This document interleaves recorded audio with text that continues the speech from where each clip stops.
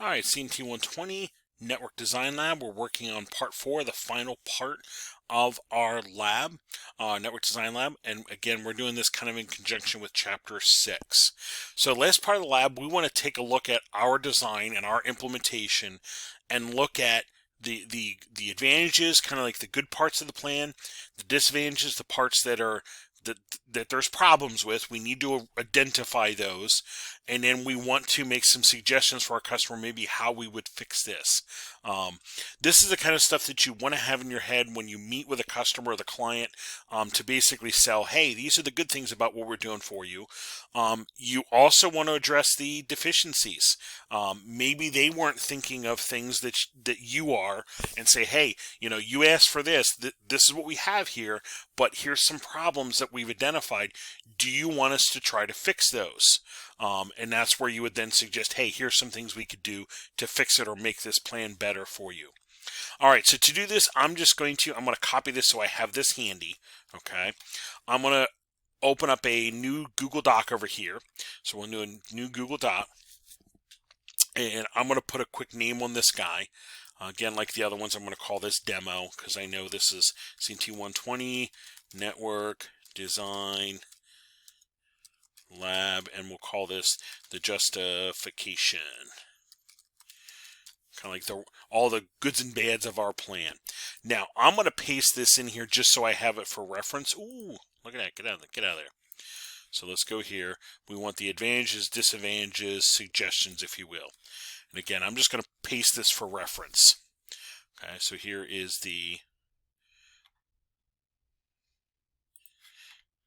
where'd you go? Here we go. Let's try that again. Actually, you know what? I'm going to get rid of it because it's fighting with me. Okay, so I do want to address some advantages for our customer, disadvantages, and so forth. So let me do it this way. I will make this larger. There we go. We'll do it this way. We'll do some advantages, disadvantages, and then suggestions, improvements. I'm just going to put these headers here so I have them. All right, let's brainstorm kind of like a bullet list. And then after that, you can take a little time and work it into a couple complete sentences. So I don't want a bullet list submitted, but we can start with that to get our ideas out. So if we take a look at our plan, and I'm just going to pull up the packet tracer version of our plan since we just got done implementing that.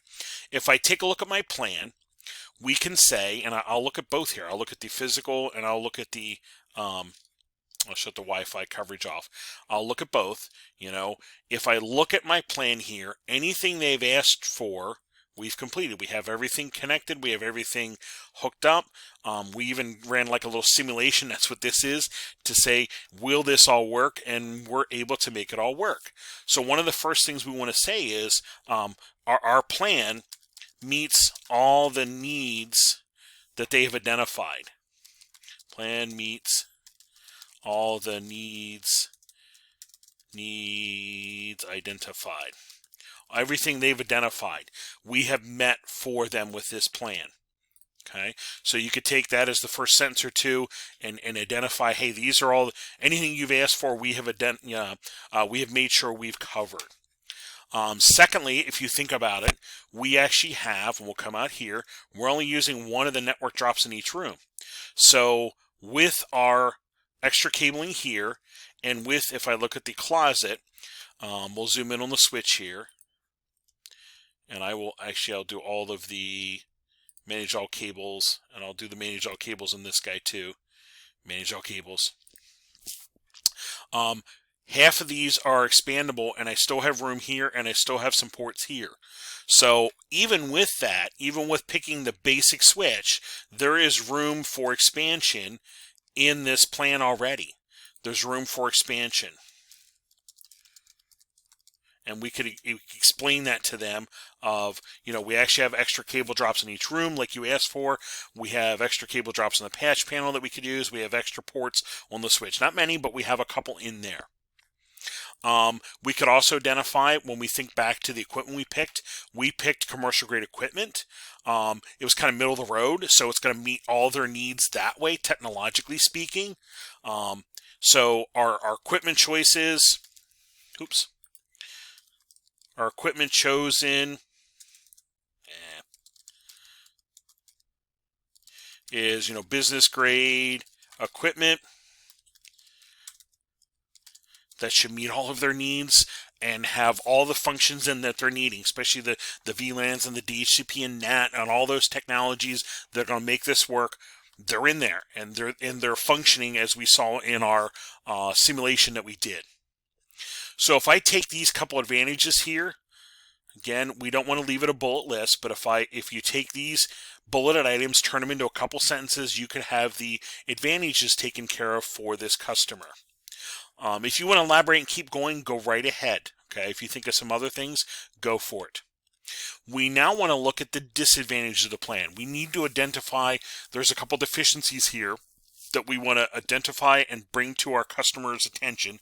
They might not have been thinking of it, so we're going to try to think of it for them.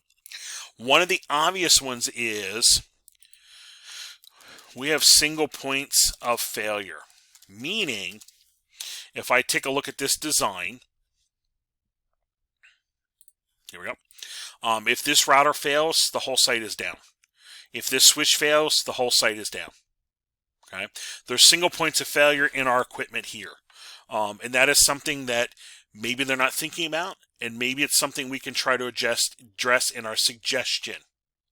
So in our suggestion, we might want to say, and we can put this right here now, we want to address the single points of failure, and we could do that with having redundant equipment on hand. Yes, it's not exactly cheap, but if it's really important for this business to be online, if they buy an extra router, an extra switch, and kind of store it in the closet, if there's a failure, they can bring it out, and within, maybe half hour, they can take the old one out, put the new one in, copy the config, especially if they keep copies of the config, paste it onto the switch and the router, and bring the site back online with maybe like an hour downtime. As opposed to if they literally need to go order a new one and have it shipped in, it might take a day or two in a good scenario, but if it happens on a Friday, you have the weekend in there, and maybe Monday is a holiday, maybe Monday is a snowy day or bad weather. So next thing you know, you're half a week to a week out till you get replacement. That might not be acceptable for a company. So you could have redundant equipment on hand, or maybe even redundant equipment connected, so that it is basically sharing the load. That way, if one fails, the other one's there ready to go. That could be an option. Might be an expensive option for them, but that could be an option. We also want to address, there's a single point of failure in the ISP connection. So, again, there's no redundant ISP connection. Maybe that's not a problem. Again, maybe they're like, you know what? We can't afford that. We're just going to work with it. But that could be a suggestion. Have a potential, consider additional ISP connection for backup. And in some instances, and I'm going to pick on company names from this area, if I have my main business connection from Comcast, maybe my redundant connections from Verizon. And that way, if there's a problem at one company or affecting one company connection, the other one hopefully is not affected and can maintain their business. Now, that could be very costly for a customer, but it's something to at least bring to their attention.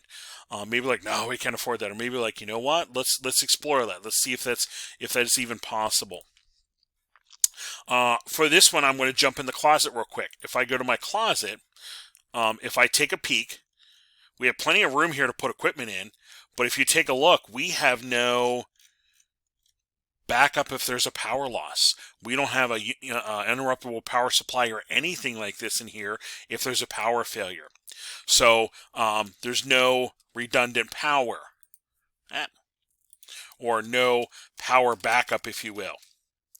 If you have a power outage, power failure, if you will, your network is down, period.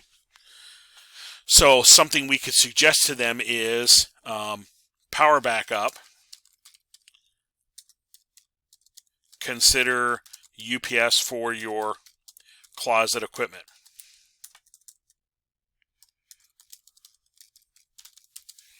And that way, it's a battery backup that if you have a short outage that keeps the routers and switches functioning, that when the power comes back on, they haven't lost connection or anything. They are still ready to rock and roll. That might be something to consider, or might be something that's needed for a site as well. Depending on the business or the facility. That might be a consideration for them. Okay. You could also address in here, we have a router and switch combined, or a router and a firewall combined together along with a phone server. Again, that's another single point of failure. Maybe you want to consider, hey, break out the firewall and router into two separate pieces of equipment. Again, that would be additional money, but again, you're adding some equipment that hopefully, if one fails, the other one's still functioning kind of thing. Okay, those would be some other suggestions you could potentially make. So there's a bunch of ideas for your last part of your design lab.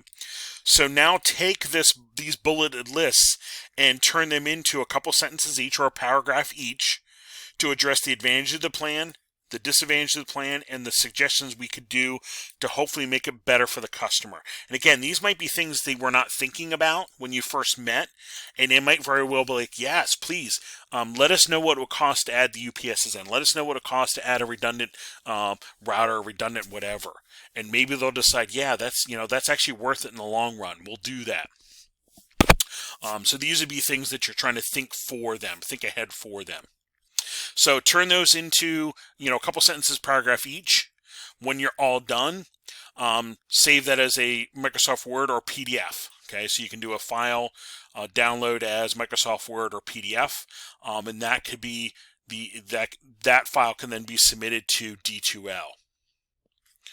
All right. So since this is the last part of the plan, what you'll want to do now is go back and make sure your diagram is good, make sure it's complete, make sure all the labels and everything are on, and do a file download as JPEG or PDF so you can submit that. Secondly, and actually I might as well quick open them up. Let me open up my demo diagram, and I'm going to open up my demo cost sheet too real quick.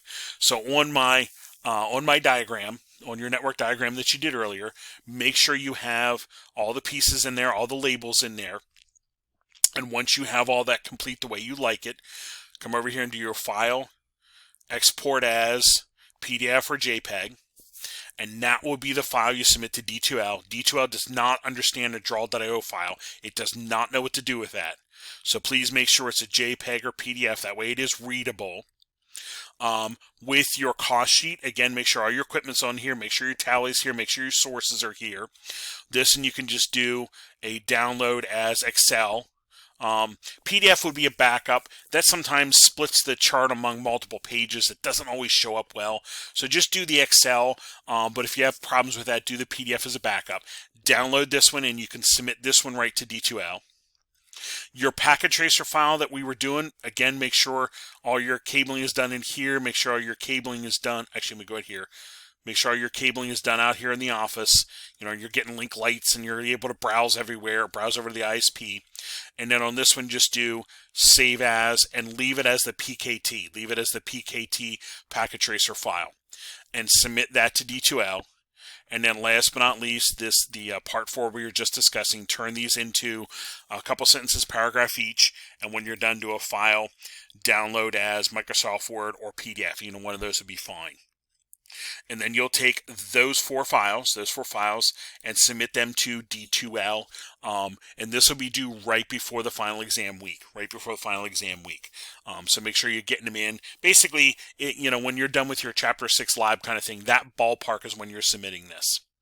So there's the last part of your network design lab.